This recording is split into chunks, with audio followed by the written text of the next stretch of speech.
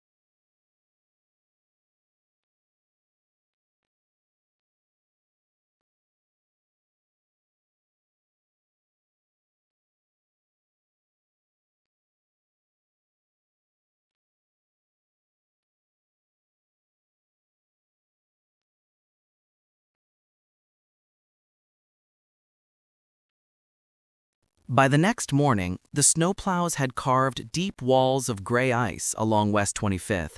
The streets were awake again. Commuters rushing past with coffee, kids dragging backpacks towards school buses.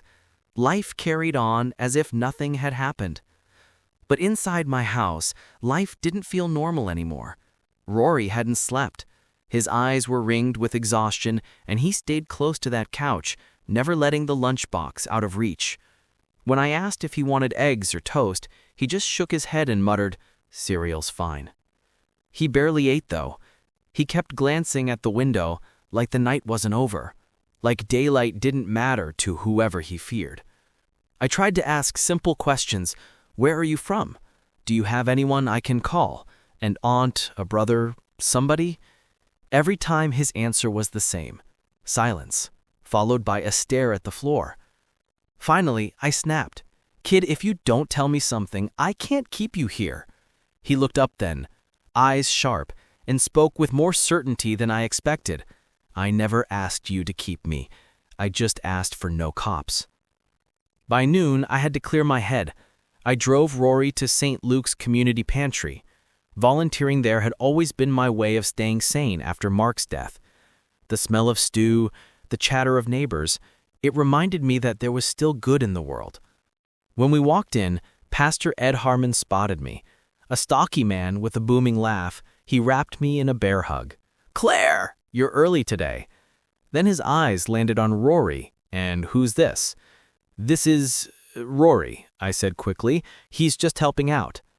Rory gave the smallest nod and moved to the corner, far from the cameras people used to snap pictures for the church bulletin. That's when Brooke Salazar appeared, one of the nursing students who never seemed to tire of doing good. She balanced 3 trays of bread rolls in her arms, her ponytail bouncing. "Claire, you always bring in strays," she teased, grinning. But Rory didn't smile. He avoided her gaze, tugging his hoodie tighter. Pastor Ed tried to draw him out. "We can always use strong arms to carry donations, son." Rory nodded reluctantly and began stacking cans, but every time someone new walked through the pantry doors, he stiffened. His eyes flicked to their wrists, their jackets, their shoes, like he was looking for a mark, some sign only he would recognize. Later, as we unloaded crates in the pantry's back room, Rory spoke for the first time that day. "Don't answer private numbers," he said flatly, stacking cans with robotic precision. I frowned. "What?" "Rule 1. Don't open the lunchbox, Rule 2. And Rule 3, Tuesdays, keep moving." I stared at him. What does that even mean? He didn't explain. He just pressed the edge of a can so hard against his palm I thought he'd cut himself. I reached for the box of food. "Rory, those rules don't make sense." He snapped his head toward me, his voice low but fierce. "They make sense if you want to stay alive."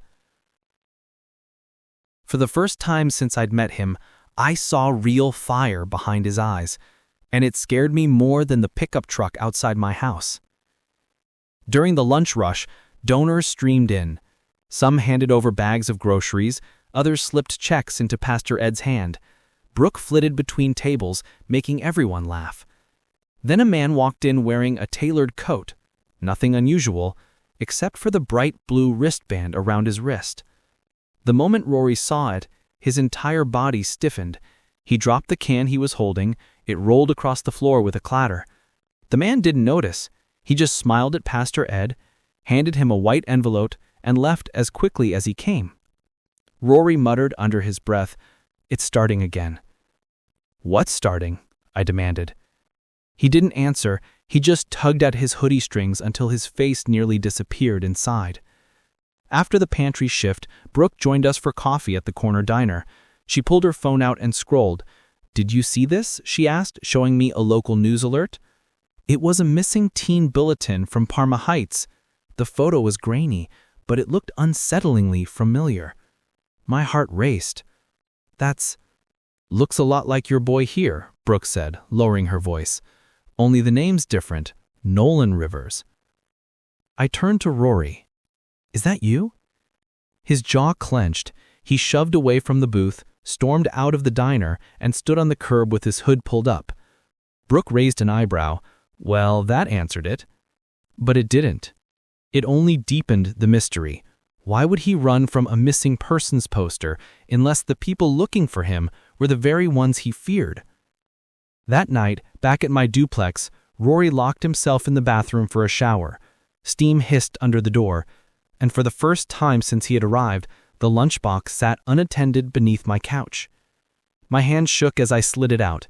The metal was cold, scratched, its hinges rusty. I flipped the latch, heart pounding, and opened it just enough to peek inside. A folded photograph lay on top. I pulled it out, expecting maybe a picture of Rory as a child, but what I saw made my blood run cold. It was me, years younger, hair longer, standing at a Metro Health summer picnic. I had no idea anyone had even taken that photo, and Rory would have been a child then, if he even existed in my world at all. How did he get this? Why would he keep it hidden? The bathroom door creaked open, and I shoved the photo back inside, slamming the lid shut. Rory stepped into the living room, towel around his neck. His eyes flicked to the lunchbox, then to me. He didn't say a word, but his silence accused me like a weapon. We sat in the heavy silence, the kind that swallows whole houses. I wanted to scream at him to explain, but something inside me knew that pushing too hard could break whatever fragile trust he had in me. Finally, he whispered, "Don't ever open it again. Not unless you're ready to lose everything." The way he said it, like a promise, not a threat, made me shiver. That night I lay awake replaying the photo in my mind. My face, frozen in time, a stranger's hands taking that picture, and Rory, this boy I barely knew, guarding it like treasure. I thought nothing could make the night more unnerving, but just as I began to drift off, my phone buzzed on the nightstand. Unknown number. And then the message, "We know who you let in. Stop before it's too late." Would you open it or leave it sealed? Comment your choice and subscribe so you don't miss what comes next. It wasn't until I began following Rory's routines that I realized just how carefully he'd mapped out every detail of his life. Or maybe, more accurately, just how desperately he was trying to avoid something, or someone. Every Tuesday, at exactly 9:15 a.m., Rory would slip out of my place before I had the chance to wake up. It wasn't a quiet departure. He didn't try to be sneaky. He simply slipped into his hoodie, grabbed his lunchbox, and was out the door. The first time I watched him go, I didn't think much of it. He seemed so small in that oversized hoodie, disappearing into the cold, gray streets of Cleveland. But then it started, the waiting. I began to follow, quietly at first, just to see where he was going. He took the bus, but never directly. Instead, he'd hop on the number 15 at the corner, ride it 2 stops, then transfer to the 22. No particular reason, just a route that seemed random. Yet every time, without fail, the moment the bus pulled up to Lorraine Avenue, he would dart off like he had business he needed to handle. And for the first time, it hit me. Rory was scared. Really scared. Not just from the cold, not just from being alone, but from someone he couldn't outrun. Lorraine Avenue was lined with rundown buildings, their windows streaked with grime. But one stood out to me, an old, neglected warehouse with a sign that had long since lost its luster. Above the boarded-up windows, a faded sign still read, "Lake Breeze Storage." I didn't know what it meant. Didn't even realize how important it would become until I started seeing Rory's pattern. Every Tuesday, after getting off the bus, he would walk past the warehouse, but he never looked in. He just kept his eyes straight ahead, his hands buried deep in his hoodie pockets. I followed him closely, staying far enough behind to avoid being spotted. He didn't glance around, didn't make eye contact with anyone, just moved like a man on a mission. At one point, he stopped just before the warehouse, and I saw him check his watch, exactly 10:45 a.m. Then, without warning, he ducked into a narrow alley beside the warehouse. He glanced back, just once, and I swear his eyes caught mine through the crack in the door. But instead of running, he simply stepped inside. The alley behind the warehouse opened up onto a narrow street where a pawn shop stood with its neon "open" sign flickering weakly. The place didn't look much different from the other shops in the area, cluttered, dimly lit, and filled with trinkets no one would want. But Rory's eyes were locked on the pawn shop, and he watched it with such intensity I could almost feel the weight of his thoughts pressing down on me. I decided I needed to know more, so I waited, pretending to browse the junk in a nearby thrift store while watching him. Rory paced outside the pawn shop for what felt like hours. He never went inside, he just stood there, watching. Finally, around noon, a man emerged from the shop, middle-aged, sharp suit and polished shoes. He looked like the kind of guy who could buy a fancy dinner, but didn't quite fit in with the rest of the neighborhood. As the man walked past, I heard him mutter something to Rory, something I couldn't quite catch, but Rory's response was clear. "I'm not going in. Not today."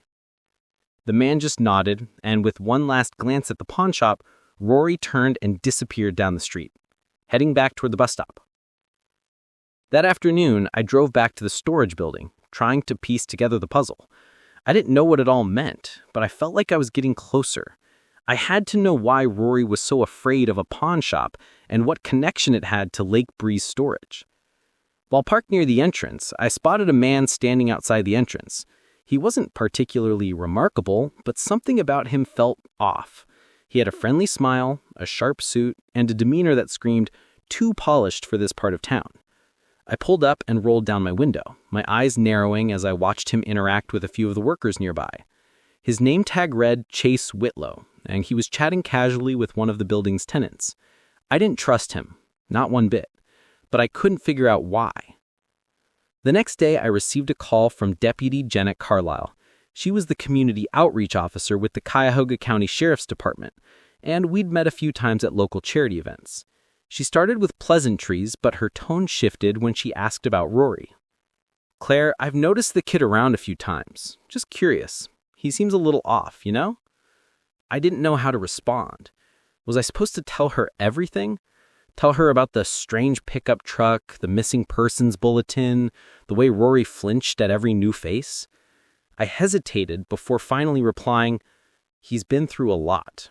He doesn't trust anyone." There was a pause on the other end. "I understand, but I want you to know I'm keeping an eye on him.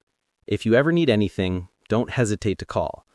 And, Claire, I've been looking into something. Keep your head down, all right?" Her words sent a cold shiver down my spine. That night, Rory didn't come home. I kept the door unlocked, waiting, knowing that whatever game he was playing had just become more serious. Finally, around 9:30 p.m., I heard the door creak open. Rory stepped inside, his face pale and his hands trembling. He didn't look at me. He didn't even acknowledge my presence. Instead, he walked straight to the couch, sat down, and clutched the lunchbox to his chest like it was the only thing keeping him grounded. "Rory, what happened?" I asked softly, but he didn't respond. He just stared at the window, his body stiff.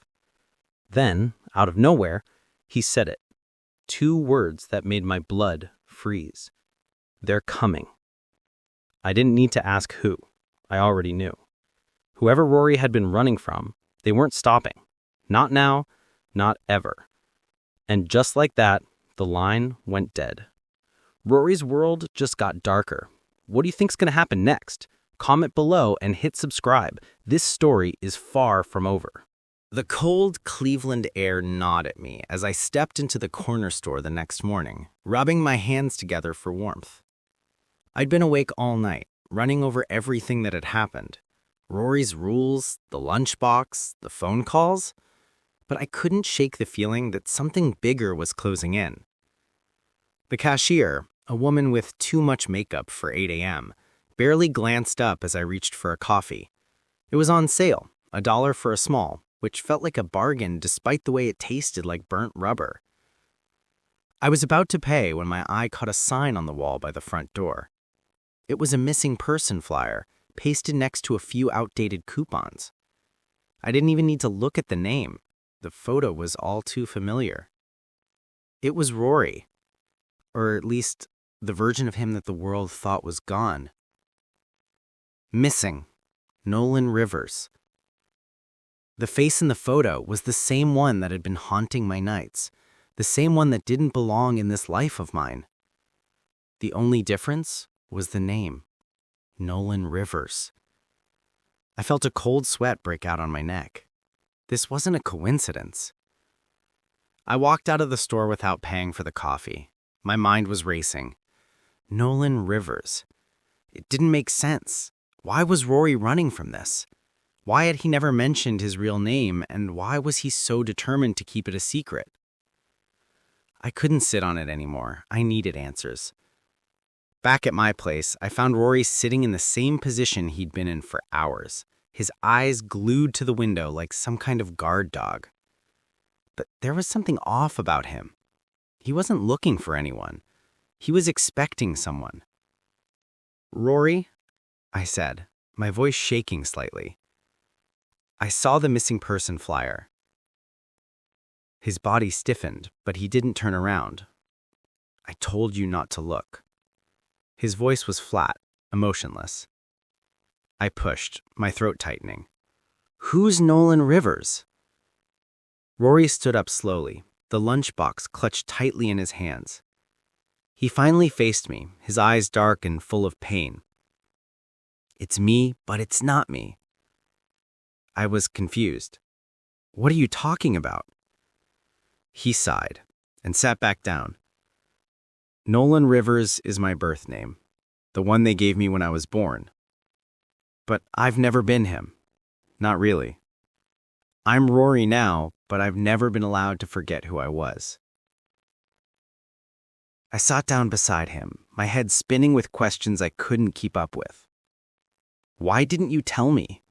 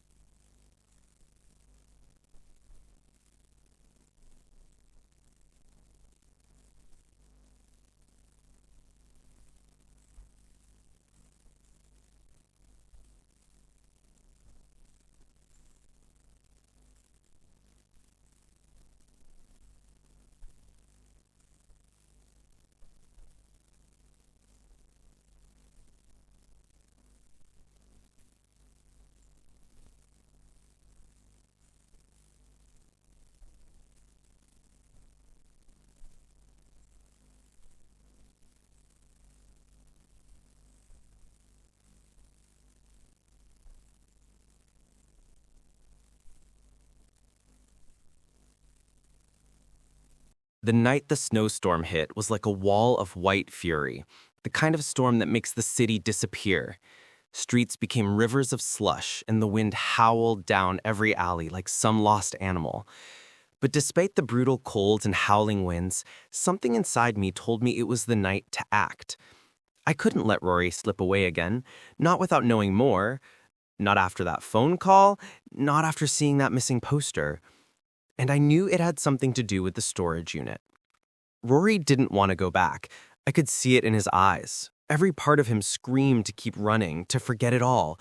But the way he kept clutching that damn lunchbox, the way he flinched at every shadow, it told me he was being hunted. "Rory," I said, my voice steady, even though my heart was pounding, "we're going back to this unit." He hesitated. I could see the fear, the kind that gripped him hard enough to make him freeze. But then something shifted in him. Maybe it was the storm, maybe it was the weight of everything that was happening. But in that moment, he nodded, though his face remained unreadable. We parked in the lot behind Lake Breeze Storage, where the building loomed in front of us like a ghost in the storm.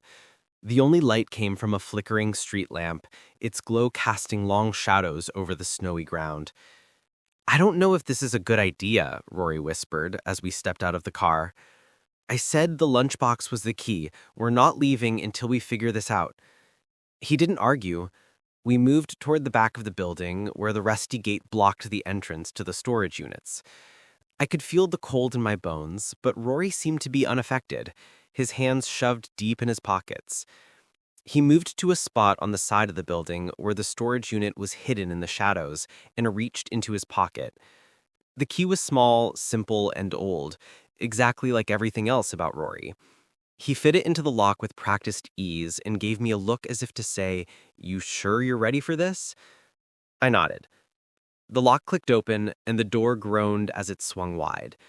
Inside it was just as cold as the outside, the air thick with dust and silence. The unit was filled with old furniture, boxes stacked high, and random junk that had been abandoned long ago. But it was one thing that caught my eye. A footlocker in the corner, dented and worn, but unmistakably out of place. Rory froze the moment he saw it. His body went rigid, and I could see the fear flashing behind his eyes.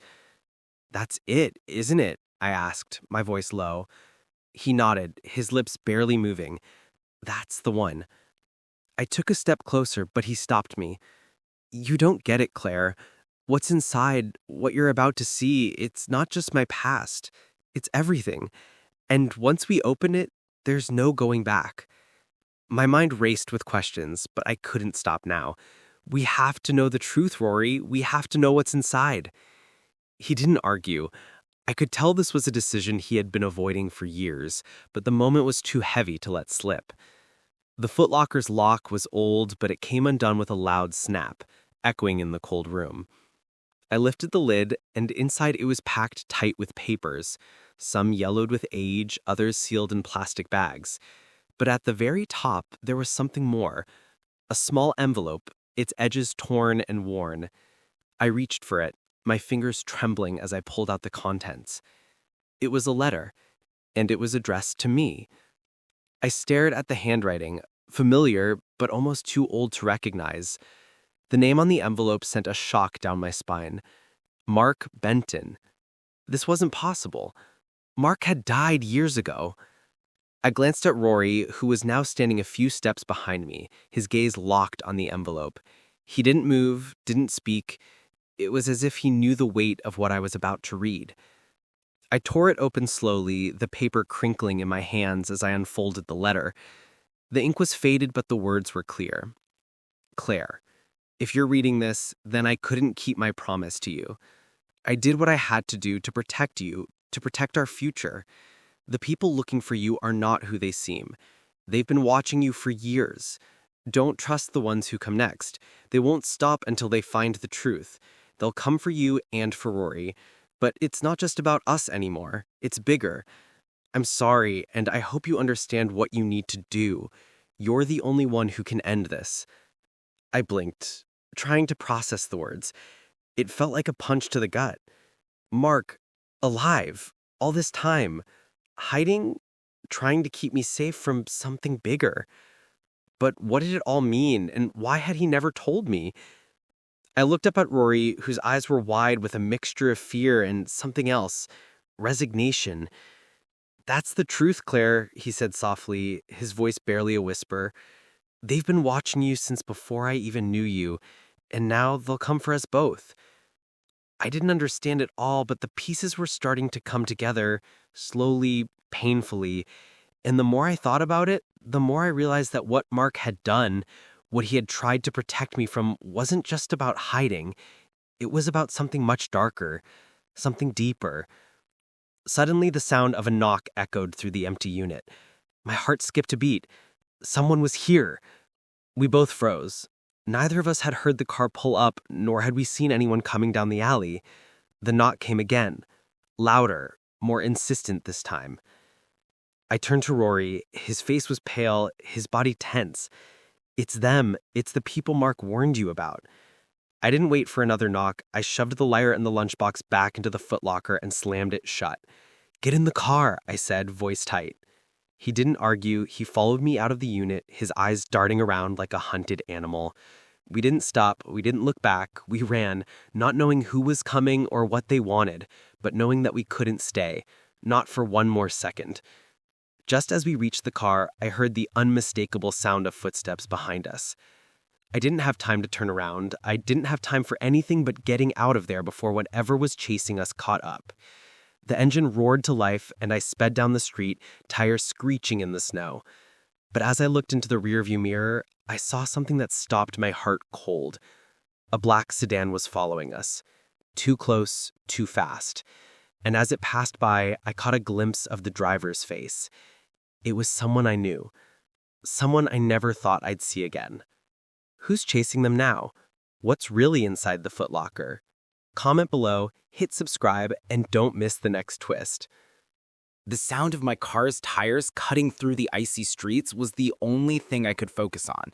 The world outside the windows seemed to blur. White snow, empty streets, everything frozen in place. It didn't feel real. I drove in silence, my hands gripping the wheel tight, as Rory sat beside me. He wasn't looking at me, his face pale, his eyes lost in thoughts I couldn't reach. For the past few days, everything had felt off. The missing persons flyer, the strange phone calls, the cryptic letter from Mark. Nothing made sense, and yet it all tied back to Rory. I knew I couldn't just sit back and wait for things to unfold on their own. "You sure you want to do this?" I asked quietly, breaking the silence. Rory nodded, but there was no confidence in his eyes. "We have to. I've run long enough. It's time to face it." We drove in the direction of the pawn shop. My stomach twisted with dread, but I couldn't stop now. Something told me it was connected to everything. When I pulled up to the store, I parked a block away. The storefront was dark, the neon sign flickering faintly in the early evening cold. "This is it," Rory whispered, his voice a mixture of fear and resolve. I could barely see him in the dim light of the street lamp, but I knew. This was more than a simple pawn shop. It was the epicenter of whatever he was running from. We crept toward the pawn shop, staying hidden in the shadows. My eyes scanned the area, but everything looked eerily normal. The air was thick with cold, and not a soul stirred. Then I saw him. A man in a red Guardian's cap was standing just inside the pawn shop, talking to someone behind the counter. His posture was stiff, his hands fidgeting with something in his jacket. I stopped dead in my tracks. "That's him," Rory muttered, his eyes locked on the man. "Who is he?" I asked, my voice barely above a whisper. Rory's lips tightened into a thin line. "He's the one I've been trying to avoid, the one I told you about." I wanted to ask more, but before I could, the man in the red cap turned and glanced outside, directly at us. My heart stopped. He saw us. I could tell by the way his eyes narrowed, the tension in his posture. The moment stretched between us, a silent acknowledgement that we were no longer safe in the shadows. Rory didn't hesitate. He grabbed my arm, pulling me away. "We can't stay here. He's part of the problem." We turned and ran, our feet pounding the snow as we made our way back to the car. I could feel my breath short and quick in the freezing air, my heartbeat echoing in my ears. Rory's hand gripped mine, his fingers ice cold as he yanked me along. We reached the car just as the sound of running footsteps echoed behind us. I slammed the door open, pushing Rory inside, and jumped into the driver's seat.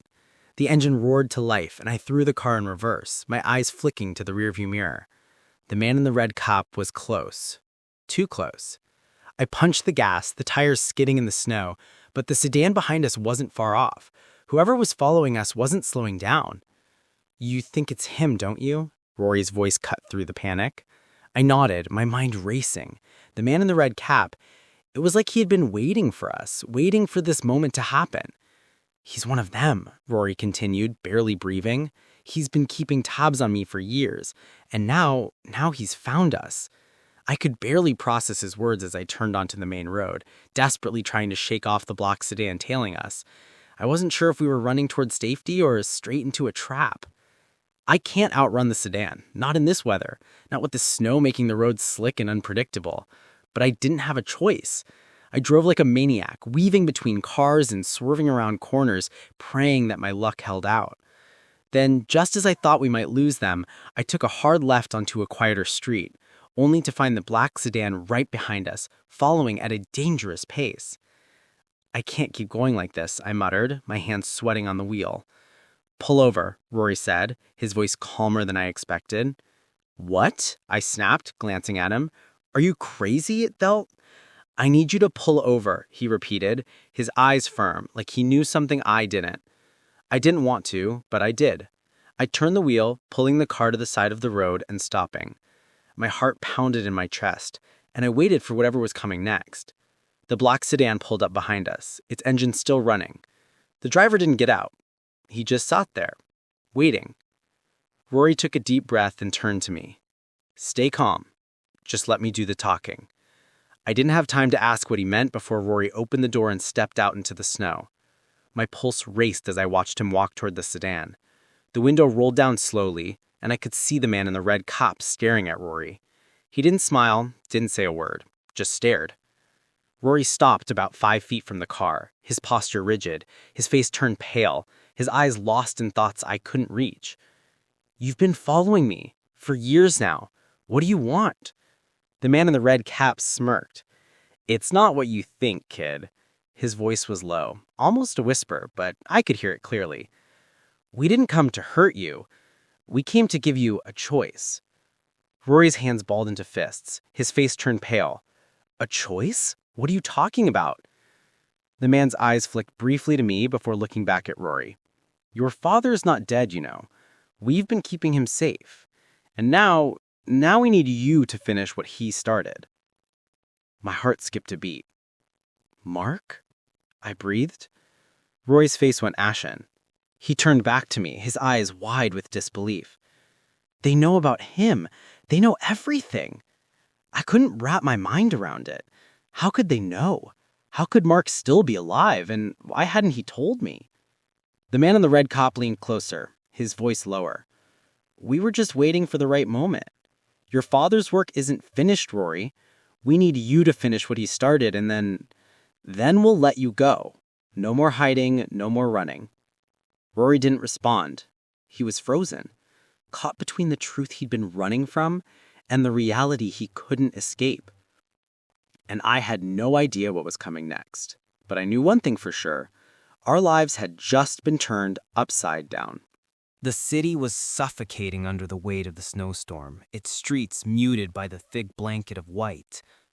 It was almost too quiet, like the calm before something inevitable. My thoughts were scattered as I sat in the car, my hands gripping the steering wheel, Rory sitting beside me, silent. The man in the red cap had left us with a warning. No, an ultimatum. Finish what your father started and we'll let you go. But what did that mean? What did Mark have to do with this? And why hadn't I known anything about it? Everything was spiraling, and the more questions I had, the fewer answers I was getting. We sat in the car for what felt like an eternity, neither of us speaking. Then Rory's voice broke the silence. "Get to the bridge," he said quietly.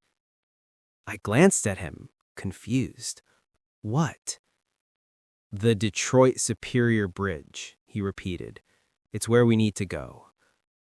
I didn't ask why. Rory was a man of few words, but when he said something like that, I knew it meant something. I shifted the car into gear and drove toward the bridge. The Detroit Superior Bridge was one of those landmarks you couldn't miss towering over the Cleveland skyline. It was a massive structure, cold and industrial, like a metaphor for everything that had happened since Rory showed up in my life. I wasn't sure what awaited us there, but something told me it was where everything would finally fall into place. The snow was coming down harder now, the kind of snow that sticks to your eyelashes and makes it impossible to see. As I neared the bridge, I saw headlights in the distance, moving toward us. My pulse quickened. I didn't know who was waiting for us on the other side, but I had a feeling it wasn't going to be a friendly reunion. Rory didn't speak, but his eyes never left the windshield. He seemed to know exactly what was coming, and I wasn't sure if I was ready. As we crossed the bridge, I slowed the car down. The headlights grew brighter, and I knew we weren't alone anymore. The bridge was eerily empty, and the only sound that filled the air was the crunch of snow under our tires. I didn't stop the car right away. Instead, I pulled over to the side of the road, close enough to see the figure standing in the snow, but far enough to keep a safe distance. Rory's grip tightened on the lunchbox beside him, and I knew he was preparing for whatever was about to unfold. The man in the red cap wore a military uniform. My eyes narrowed. He wasn't dressed like any soldier I had ever seen, but there was something unmistakably official about the way he stood, his posture rigid, his movements calculated. He stepped forward slowly, and I could feel the tension in the air. Rory exhaled sharply. "Miles," he muttered. I should have known it was him. "Miles?" I asked, my voice barely above a whisper.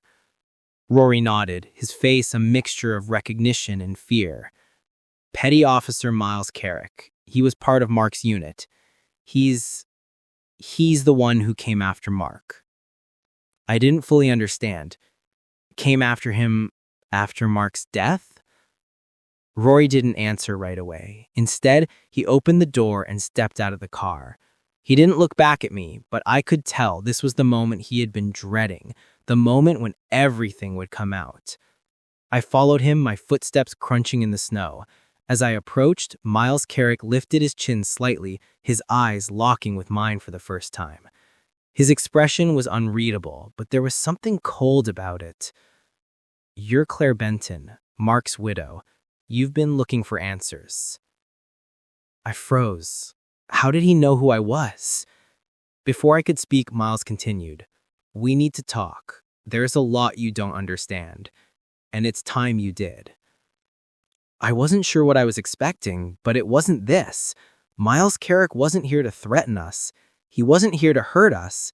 He was here to offer us a twisted version of the truth. "We're not the enemy," he said, his tone softer now. "We never were, but you need to understand something. Mark didn't die in that accident. He faked his death, and I was the one who helped him." I felt the ground shift beneath me. My head spun with confusion. "What do you mean? Why would Mark fake his death?" Miles exhaled slowly, his breath visible in the cold air. "Because he had no choice. There were things going on behind the scenes that no one could know, things that would have gotten you killed if they came to light. You, Rory, everyone. I was ordered to keep an eye on you, keep you safe. But Mark made a choice. He chose to go off the grid. He thought it was the only way to protect you." I shook my head, trying to process the weight of his words. "So Mark's alive?" Miles nodded slowly. "Yes, and now he's the only one who can finish what he started. But there are people who want him dead, people who want the whole operation to stay buried." I felt like I was drowning in a sea of questions. So why didn't Mark ever come to me? Why didn't he just tell me the truth? Miles's gaze softened, and for the first time I saw a flicker of regret in his eyes. "Because he knew it would destroy you. Because he couldn't risk losing you like he lost everyone else. He thought it was better for you to think he was dead." Rory stepped forward then, his voice steady but filled with anger. "What happened to him? Why can't I see him now?" Miles hesitated. "He's in hiding, Rory. He's alive, but he's a target, and so are you. You have to understand. Everything Mark did, he did it to protect you, but now you're at the center of it all." The air between us felt heavy, like the snow was closing in around us, trapping us in this moment. The silence was deafening, and I felt like I was on the edge of something that was about to change everything. Miles turned to Rory. "You have a choice to make. We can help you finish what your father started, but it won't be easy. There are people who will stop at nothing to keep you from the truth." Rory didn't answer. His eyes were fixed on the ground, his expression unreadable. I wanted to scream. I wanted to run, but I stood still, watching as Rory slowly raised his head. "What's the truth?" he asked, his voice barely above a whisper. Miles met his gaze, his voice unwavering. "The truth is that you're the key. You've always been, and it's time to unlock what your father left behind." Just as Rory opened his mouth, the sound of tires crunching on snow interrupted us. Another vehicle was approaching, its headlights cutting through the darkness. Miles stiffened, his hand instinctively going to his side. I turned to look, my heart racing, as the black sedan from earlier pulled into view, the same one that had been following us. They were here, and I had no idea who they were or what they wanted. But I knew one thing. Everything was about to change. Who's in the sedan? What happens next for Rory and Claire? Comment below and subscribe to find out what's really going on.